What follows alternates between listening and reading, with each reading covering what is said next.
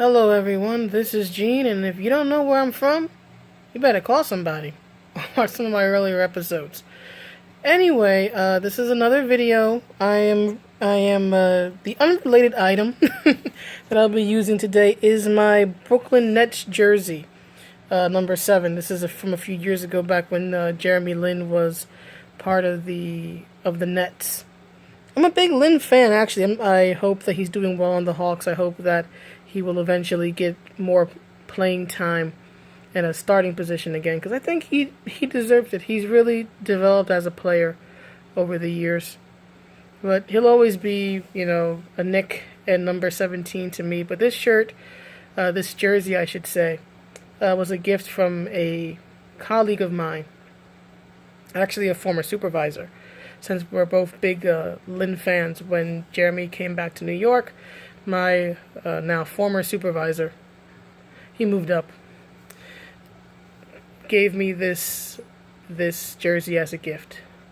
So big thanks to him. Now, the reason why I'm making tonight's video is because of one, Jim Turner. Jim has been commenting on my videos, providing a lot of great discussion and insight, so thank you, Jim. He commented on my shade video, the all-tea, no shade video, and he left a link in the video to an article in Vogue magazine that Vogue interviewed Sana Amanat. I think it was November of last year, so it's been almost a year now. So I thought I would read that article and comment on it and point out what I believe to be the fundamental issues that Sana Amanat has and brings to comics, and why comics are not selling the way Marvel wants them to, despite the fact that they keep doing this pro-woman, pro-diversity push for the past, 6-7 years at this point.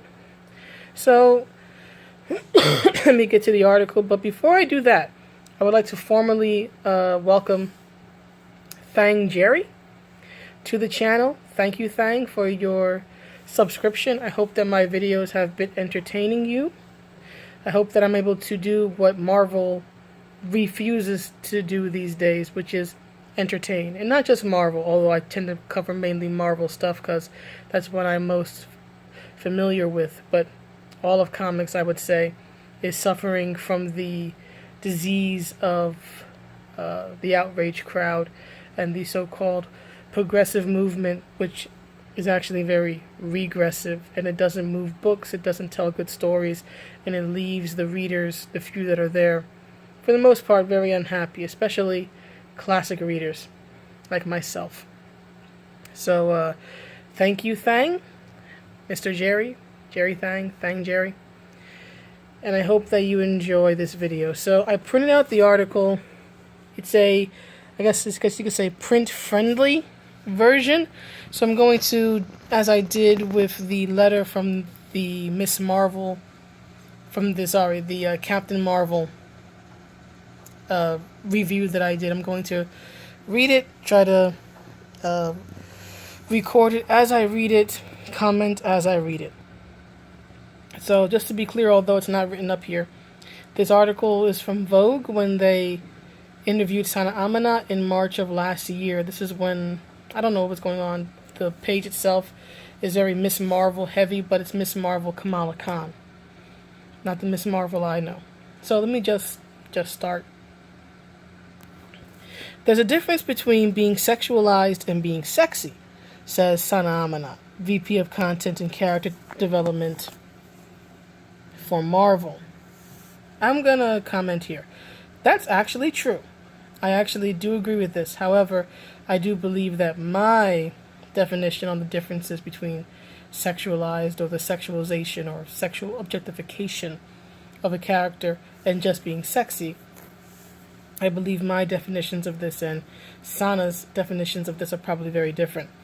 My definitions of this basically are grounded in purpose, intent, the way the character carries themselves. I'll use the example of Emma Frost and Jean Grey. To me, Emma Frost has always been a sexualized character. that's the way I've always viewed her. She tends to use her sex appeal to manipulate men, to control them, even though, she could just as easily peer into their minds. She tends to use her body and sex, or the promise of sex, to manipulate and to get her way. And then there's, of course, one of her most infamous moments being the psychic affair with Cyclops. And what was she doing there? She was mentally seducing him. She wasn't necessarily playing on his deepest, darkest fears or insecurities. She was playing on the sexual aspect, right? She's sleeping with him mentally. In his wife's, what was it, the Phoenix suit, I think it was, the red one, the red and the gold one. So yeah, Emma's always used sex to her advantage. So I would say Emma is a character who is sexualized. Everything about her is meant to scream sex and have sexual intent for the most part. Whereas Jean Grey tends to be a very, hey RJ, your paws are in the shot. Tends to be a sexy character, right? She's not overtly sexual. People like her and find her sexy because of her personality, because of her appearance, and various other things. But again, as a character, Jean Grey is not, the purpose of her character or the intent is not overtly sexual. Right? She has this bit of a motherly personality. She's a woman, and she's a very sexy and attractive woman, especially to a lot of guys and more than a few girls. But right, she's not a sexual character, I would say.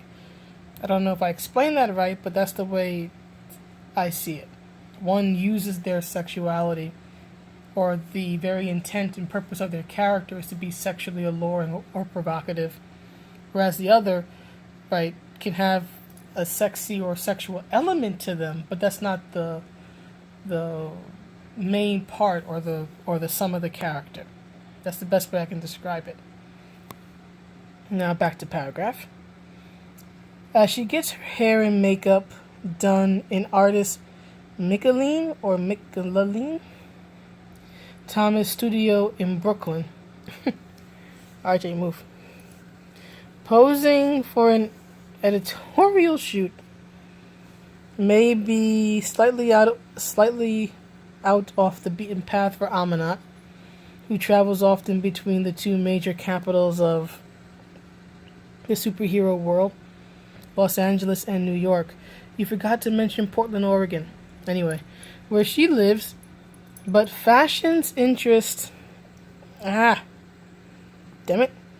Fashion's interest in comics, this may not be coming up too well. Here we go.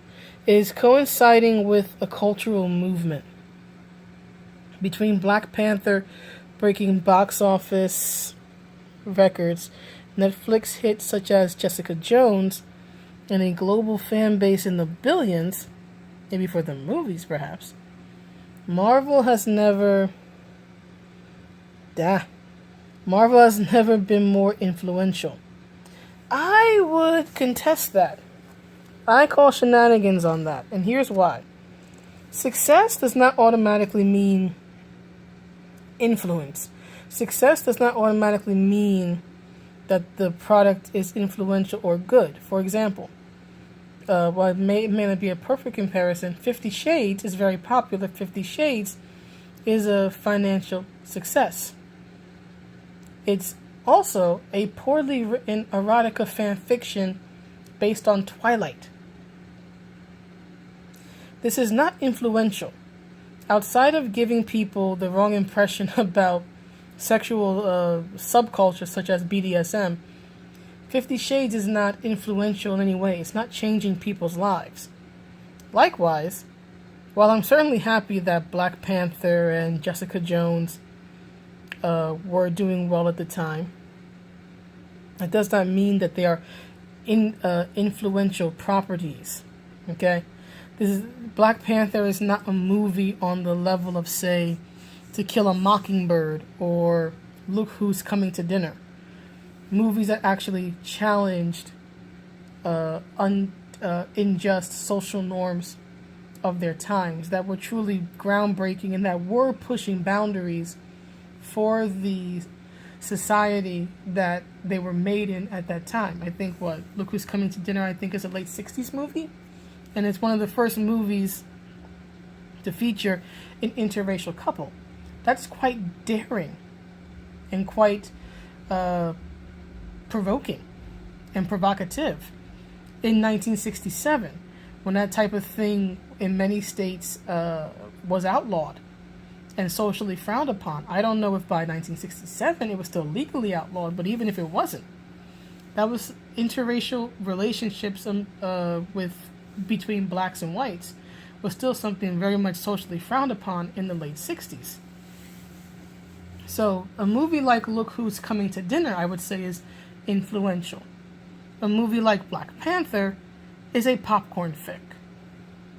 It's not bad to be a popcorn movie, to be just entertainment, but again, don't make it out to be more than what it is. It didn't save Africa. It didn't revitalize the African continent. It didn't all of a sudden cause a renaissance in Harlem or anything like this. It's a popcorn film. That's all it is. Same thing with Jessica Jones. It's a Netflix TV show. It has not in any way advanced the rights of women, as if our rights need to be advanced any more in the Western world. But that's a conversation for another time.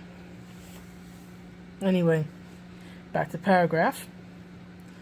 As the woman responsible for giving Marvel Kamala Khan, aka her self-insert, its first Muslim superhero with a standalone series, I want to point out something here. This is something else that annoys me that comics does. They will claim that some character makes history in the most exact, demanding way because they don't want to acknowledge that the very thing they're talking about has been done before. It is true, technically speaking, that Kamala Khan is indeed Marvel's first Muslim superhero with a standalone series. Here's the thing. People who are not familiar with comics are going to assume that this means that Kamala Khan is the first Muslim superhero in Marvel's universe, in Marvel's comics. She's not. The first one, at least, that I know of, and I'm going to just be clear, I'm not saying this character is definitively the first, just the first one that I know of. But the first Muslim superhero that I can think of that comes to mind for me is Dust, who is part of the X-Men, who's actually quite devout. Quite the devout Muslim. Dresses in the very traditional style, the long black robe, the veil on the face, the whole deal. She's actually more traditional than Kamala Khan. Okay, so I just wanted to just point that out because people who are not up on their comics history or who are more casual may read this paragraph and think, oh, Kamala Khan's the first Muslim superhero in comics. Look how, or at least in Marvel's comics, look how progressive and forward-thinking they are. No, she's not. She may be technically the first with her own standalone series. I don't know if Dust ever got a standalone series. I don't think she did. But Kamala's not the first standalone, she isn't the first Muslim superhero. There's, at the very least, Dust before her. Now, there might be characters prior to Dust. I don't know. But I know at the very least, Dust predates Miss Marvel, Kamala Khan, by a good long while, by several years. So continuing. And bringing high-profile authors, including Ta-Nehisi Coates and G. Willow Wilson. Yeah, I tend to dislike Coates. I personally find him to be a race hustler. I'm just going to leave it there. And G. Willow Wilson, I've read her work. I don't find her to be particularly skilled. She doesn't really tell stories. This is what I think. I honestly think G. Willow Wilson working on Kamala's comics the most is what's put the character in a standstill for so long. G. Willow Wilson, in my estimation as a reader, was not willing to actually let Kamala's character grow.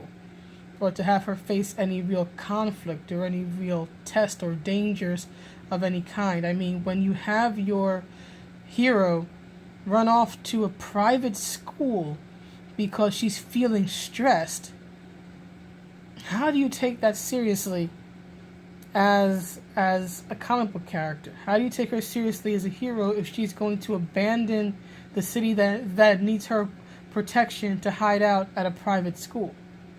You can do, the whole hero is frustrated, the hero is tired. You can do that, but not that way. So that's just, in my personal opinion, G.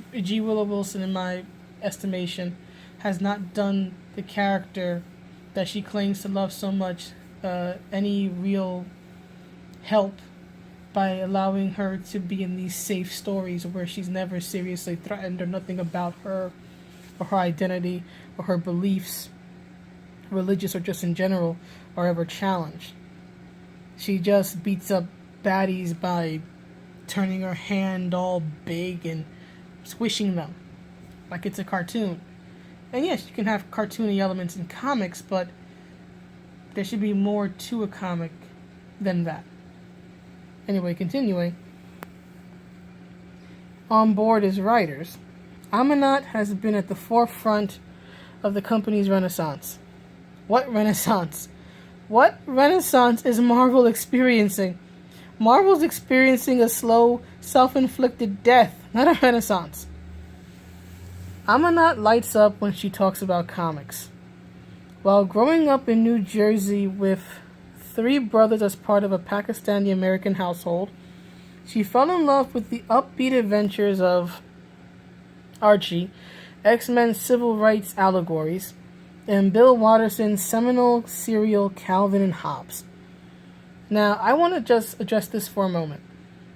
There is nothing wrong with liking Archie, with liking the X-Men, or liking Calvin and Hobbes. They're all perfectly fine comics to like.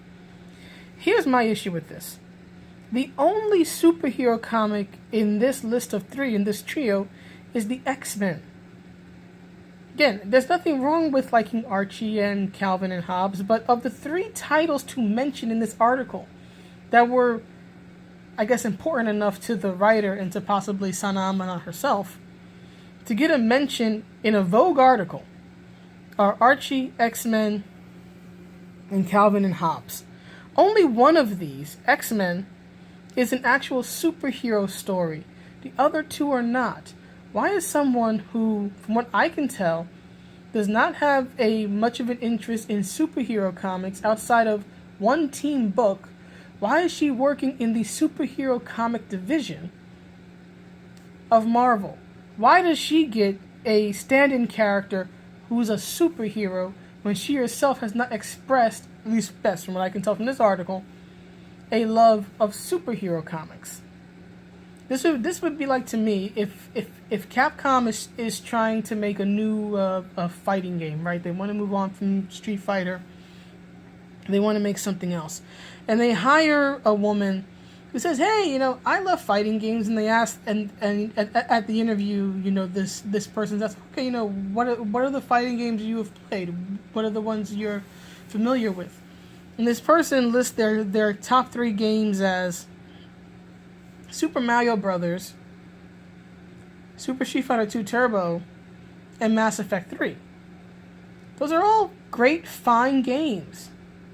But only one of them is a famous fighting game. Why would you...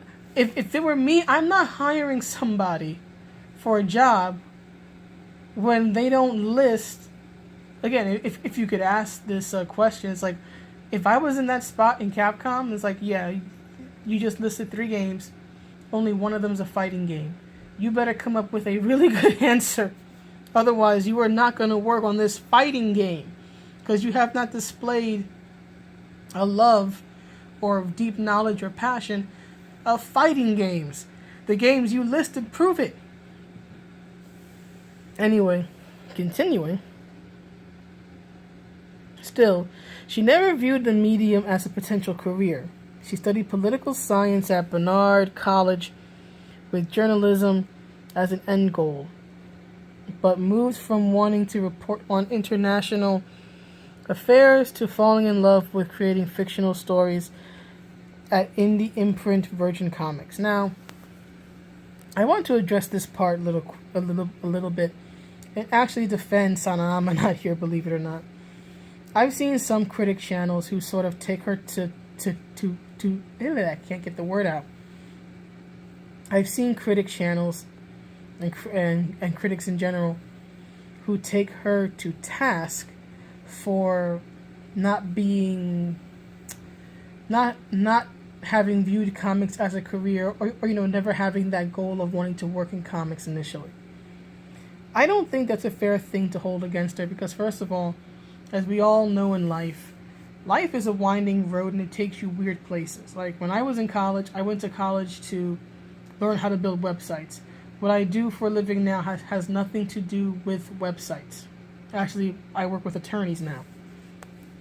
It wasn't what I went to school for, but it's where I ended up. And I do like my work for the most part, and I've learned a lot. But again, what I went to school for and what I do for a living are complete opposites now. So I don't think it's fair to hold that against Sana Amanat, especially since there are other creators in comics, such as Ann Nocenti, who's been a journalist, and such as Charles Soule, who's been an attorney, who have jobs outside of comics and have done things outside of comics. So if it's okay for Ann Nocenti to be a journalist, and if it's okay for Charles Soule to be an attorney, let's not pick on Sana Amanat, for having gone to college for a political degree and having had at one time a desire to do international news.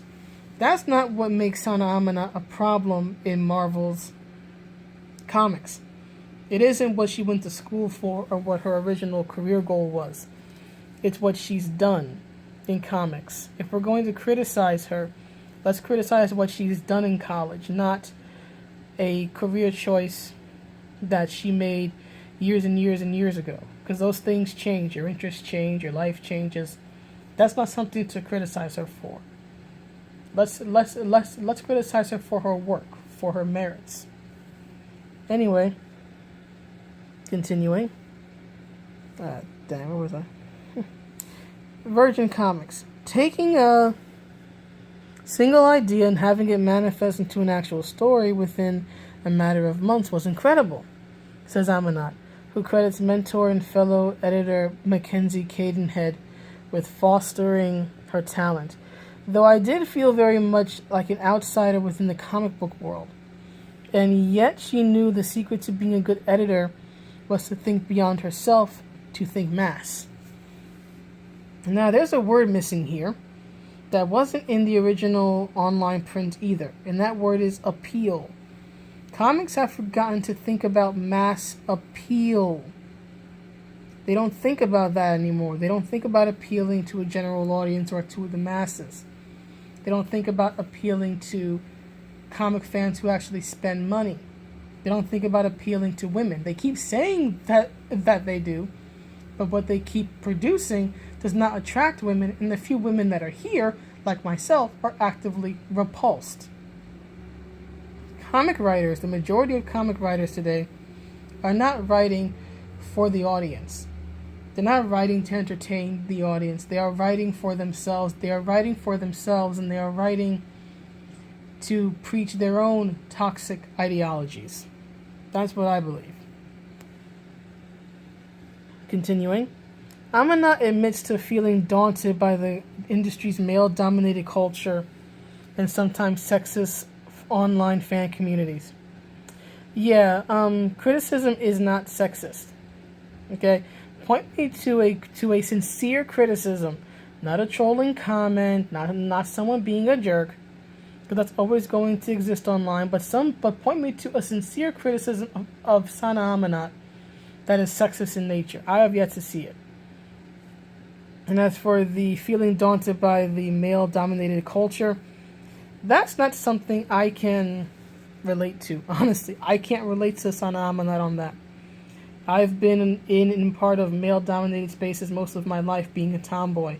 And in my experience, males have actually been very open. They want me there. And they like it that I like what they like. So, for all this talk about relatability, I'm sorry, Sana, but I don't relate to you here at all. So, that's just the way I feel. I found that men could be very territorial, she says. There can be a snobby mentality of, if you haven't been there from the beginning, you are not authentic. No. Let's get this clear, Sana. That mentality of, if you haven't been here from the beginning, then you're not authentic, is not a exclusively male mentality, nor is it exclusively men being territorial. You know what it is? It's fans being territorial. That's what it is. Because I share many of the same sentiments. Okay, I'm a fan, and yes, I'm territorial. I'm territorial because of what you did to one of my favorite characters. So hell yes, I am territorial. That's not a dude thing. I'm not a man. I'm a fan. Continuing. She was approached by an executive in Marvel in 2009 and discovered that her status as an outsider could be a positive. I remember my current boss saying, "Look, you have something different to offer than the regular fanboy who has read comics since he was a kid." So again, this isn't about men. This is about fans. You have a different voice, and we need your voice in order to change Marvel, she says. I don't mind Sana having a different voice or different view. I mind the fact that she has no respect for what was established before her in comics. Again, see what happened to Carol Danvers. Nearly a decade later, Amanat has been a force for change. But has that change been positive? I don't think so. The characters she's brought to the fore may have supernatural powers, but their lives are informed by real-world issues. Whether politics, race relations, sexism, or issues of class, their stories are more than about fending off bad guys. And here's the problem. You have chosen the wrong medium to tell these stories in. I am so tired of people like Amanat, the majority of the current crop of writers in comics, thinking that they can preach social justice in their comics, because that's what they're doing. That they can preach social justice in comics because X-Men happen to deal with issues of being the outsider. X-Men, because the writers on it, especially Chris Claremont, were good writers in that they were able to look deep into these issues and find the humanity inside of it, right? The X-Men used to stand for the outsider. It didn't matter what it was. It could be your race, your sexuality, your religion, your job, the fact that you had a giant pimple on your face. The X-Men comics could speak to anybody who felt like an outsider, because the X-Men were outsiders.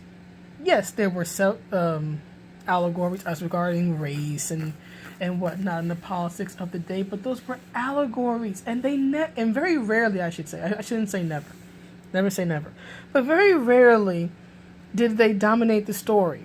Okay, you had stories that were overt about it, like say God loves, man kills, but it's not as if Claremont as a writer stayed on that path for the rest of his time on the X-Men. He didn't.